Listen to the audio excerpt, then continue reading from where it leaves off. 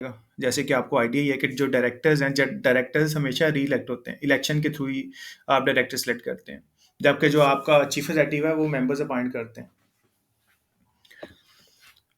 अच्छा, इसके बाद हम अपेंडिक्स टू फॉर्म 9 जैसे हमने पहले अटैच किया था, इधर भी अपेंडिक्स टू फॉर्म 9 लगा देंगे। उसके बाद अपलोड का बटन दबाया, तो ये देखें जी फाइल अपलोडेड। और एज इट इज़ अगर आपने चेंज करनी है तो पेंसिल पे क्लिक करके आई पे क्लिक करेंगे तो नया ब्राउज़र ओपन हो जाएगा, और ये डाउनलोड पे क्लिक करेंगे तो आपके पास पीडीएफ डाउनलोड हो जाएगी, और ये रेड सर्कल पे क्लिक करेंगे तो आपका ये डिलीट हो जाएगी फाइल। तो ऊपर जाके इसको ऐड एंड नोटिफाई करते हैं, ऐड एंड नोटिफाई कर दिया इसको। तो ये देखें जी,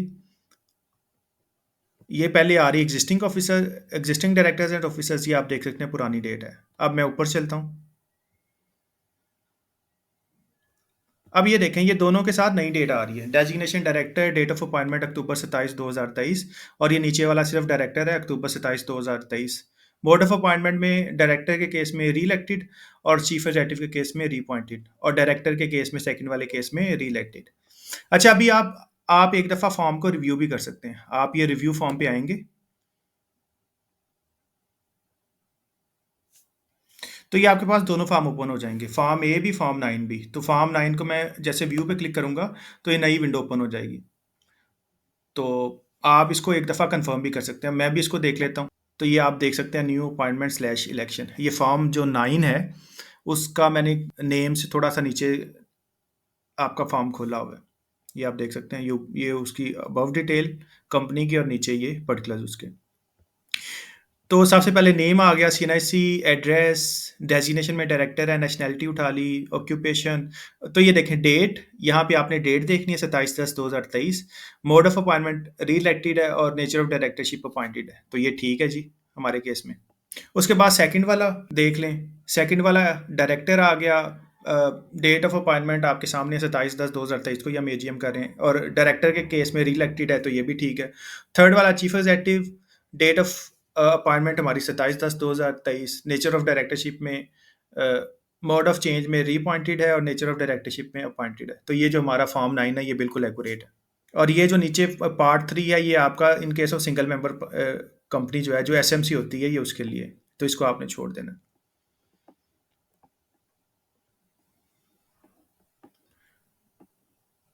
और अपेंडिक्स टू फॉर्म 9 इसके साथ भी जनरेट होगा, और आपने वैसे भी लिया होगा स्टैम्प पेपर पे, तो उसको आपने अटैच कर देना है।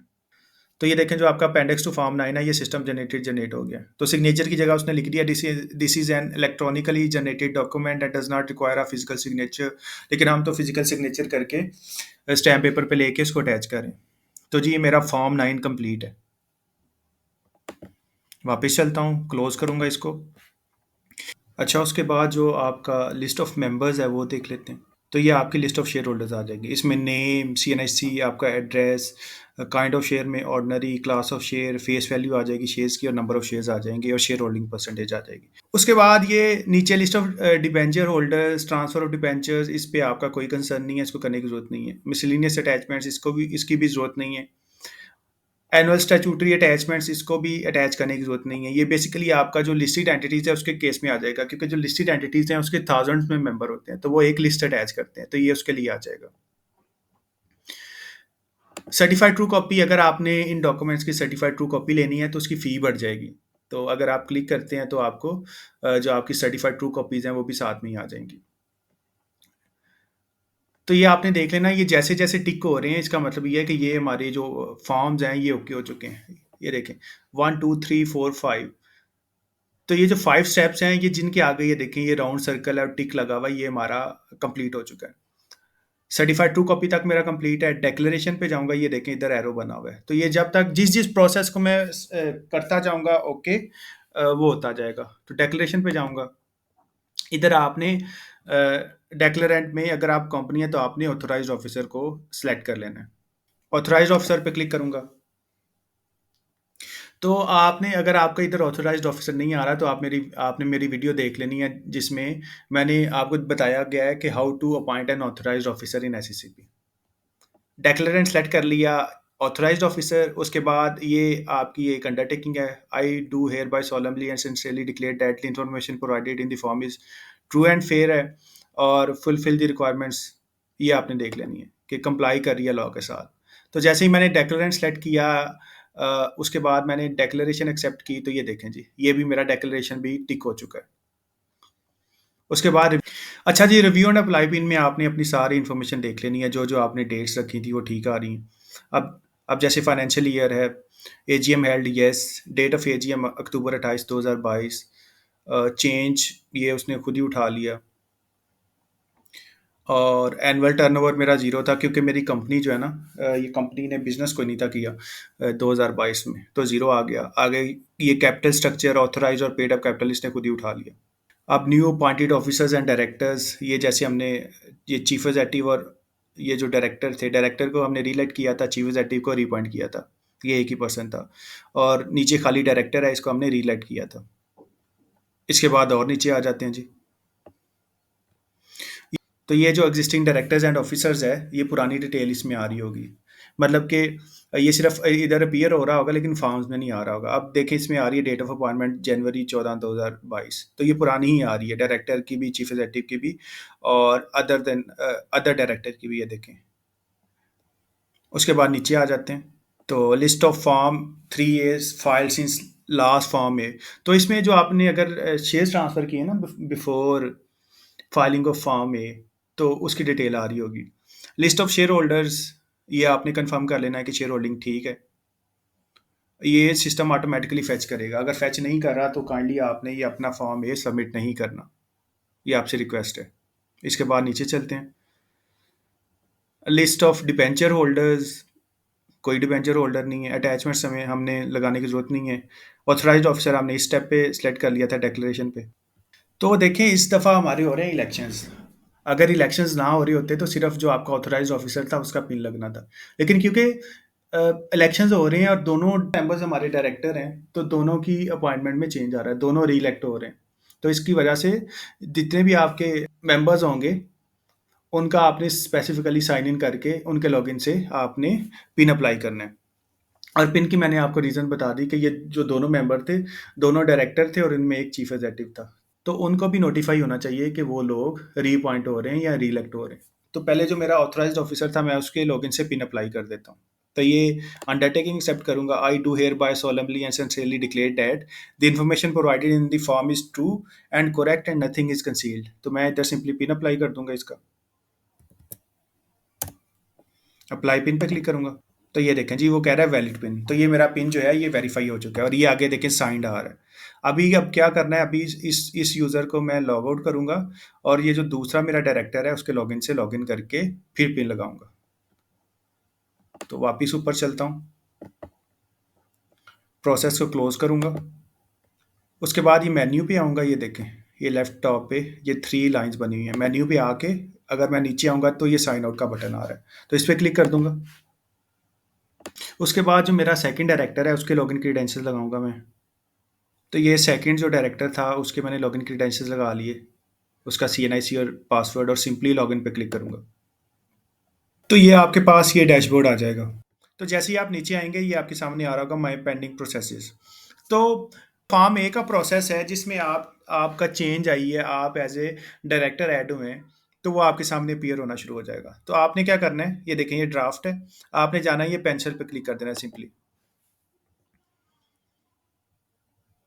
उसके बाद जितने प्रोसेसेस हैं वो आपके सामने आ जाएंगे। तो ये जो एनुअल फॉर्म है ये आपके सामने आ रहा होगा, तो इस पे आपने एडिट पे क्लिक कर देना है। तो ये आपके सामने ये प्रोसेस आ जाएगा सारा।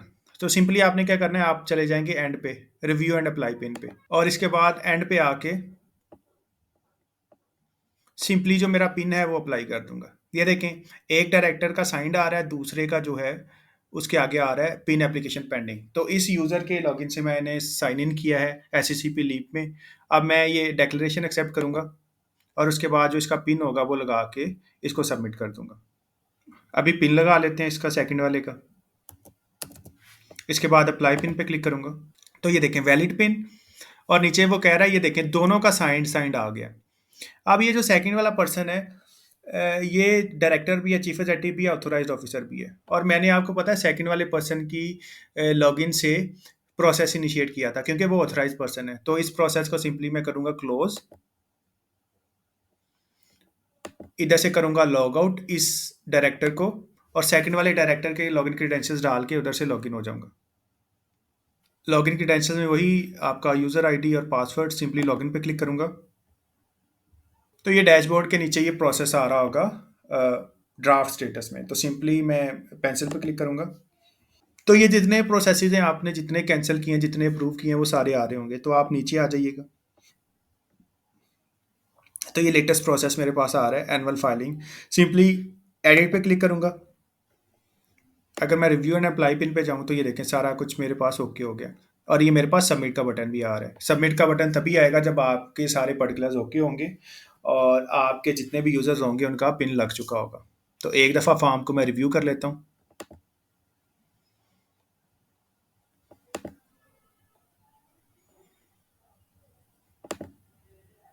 अच्छा जी, फॉर्म्स को मैंने रिव्यू कर लिया है। अब सिंपली मैं जाऊँगा लीव पे वापस, और इसको क्लोज़ करूँगा इस विंडो को, और सिंपली इसको सबमिट कर दूँगा।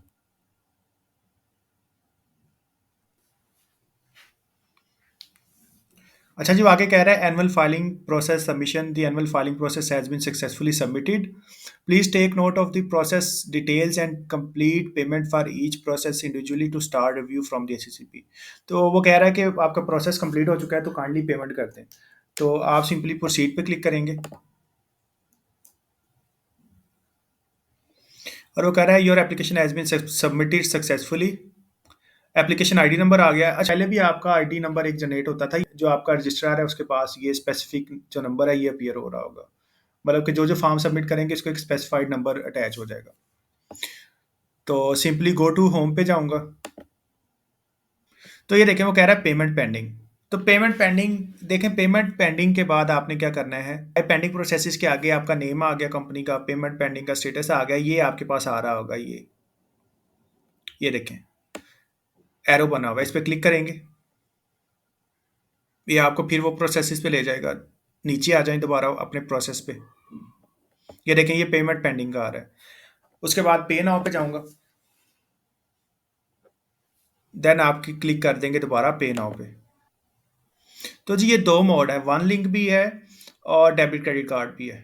डेबिट क्रेडिट कार्ड पे सिर्फ आपके डेबिट क्रेडिट कार्ड के जो चार्जेस हैं वो पड़ जाएंगे। तो ये देखें 11,407 रुपये इसकी फ़ी पड़ रही है, और इसकी फ़ी जो है 11,407 इस वजह से है कि इसकी जो 4 टाइम्स है वो लेट फाइलिंग फ़ी पड़ गई है। तो अगर आप डेबिट क्रेडिट कार्ड के थ्रू पे करना चाहते हैं तो सिंपली प्रोसीड टू पे पे क्लिक करेंगे।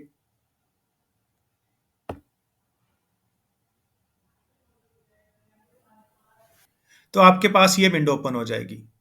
तो इधर आप अपना जो क्रेडिट कार्ड है उसके पर्टिकुलर्स डालेंगे और इसको पे कर देंगे। अच्छा, मैं वापस चलता हूँ। दूसरा मोड है वन बिल या वन लिंक। इसके थ्रू आपका चालान जनरेट हो जाएगा। इसमें फ़ी आपकी आ रही है 1125, और इसमें आ रही है 11,407। तो मैं one link one bill pay click करता हूँ। इसके बाद मैं जाऊँगा जनरेट चालान पे। तो ये आपके पास चालान आ जाएगा। तो ये आप किस तरह सबमिट कर सकते हैं फ़ी, आप इजी पैसा, जैज़ कैश, सदा पे, नया पे, इनके थ्रू पे कर सकते हैं। इसके अलावा आप तमाम बैंकों के वन बिल की पेमेंट के थ्रू भी कर सकते हैं। तो ये फ़ी समरी के आगे आ रहा है डाउनलोड चालान, तो इसको डाउनलोड चालान पे क्लिक कर लेंगे और सिंपली इसको डाउनलोड कर लेंगे।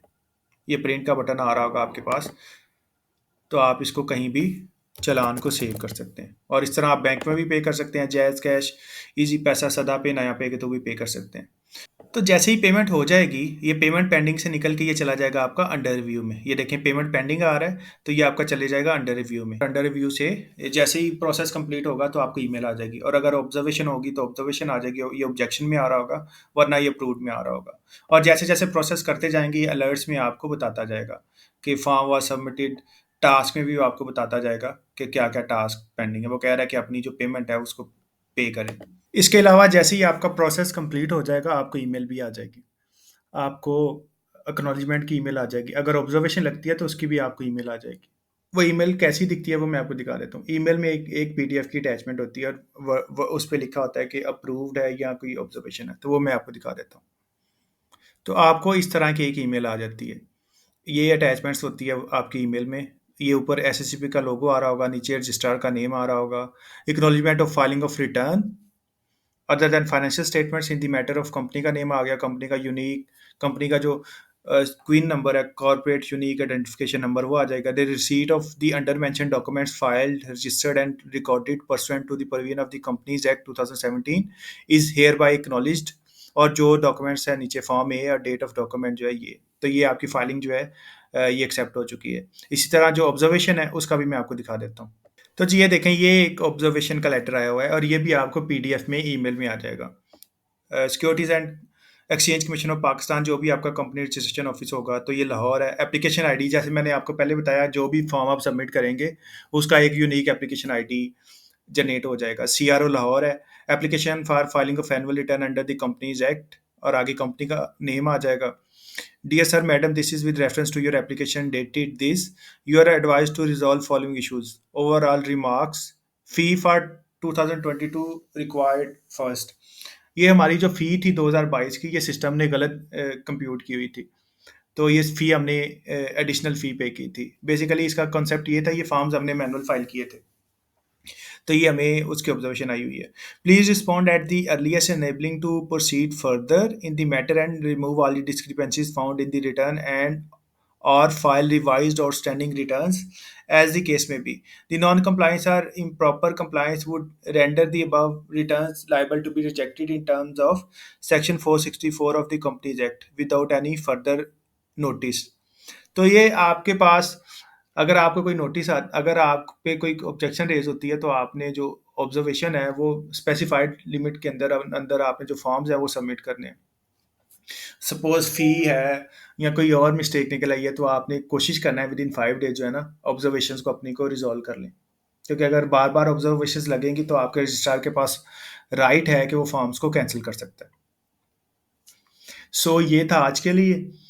और अगर आप लोगों ने अपने फॉर्म सबमिट करवाने हैं, एनुअल रिटर्न फॉर्म ए, फॉर्म 9, तो आप मेरे से कांटेक्ट कर सकते हैं। हम आपको इन रीज़नेबल प्राइस जो है ये सर्विसेज प्रोवाइड कर देंगे। मसला ये है कि ये फॉर्म ज़रा टेक्निकल होते हैं, अगर आप खुद से फाइल करेंगे तो इसमें इश्यूज़ आ सकते हैं।